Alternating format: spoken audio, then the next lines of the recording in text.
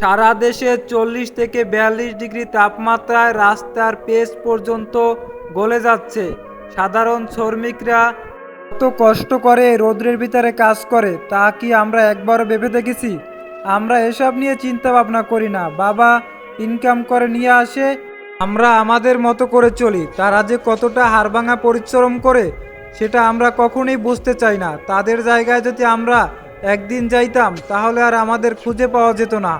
তাহলে তারা আমাদের জন্য কতটা কষ্ট করে, তাদের বিষয়টা আমরা কখনোই বুঝতে চাই না।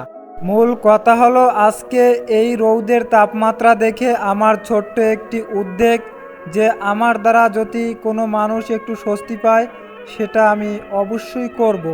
টাকা হলেই যে সব কিছু করা যায় এমনটা না। টাকা দিয়ে সাধারণ মানুষের হাসি কেনা যায় না।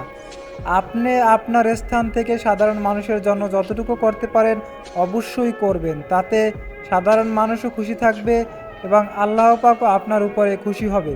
ইনশাআল্লাহ আপনি যতটুকু পারেন ততটুকু করবেন। আপনার দ্বারা যেন কোনো লোক ক্ষতিগ্রস্ত না হয় সেদিকটা অবশ্যই খেয়াল রাখবেন। আল্লাহ হাফেজ।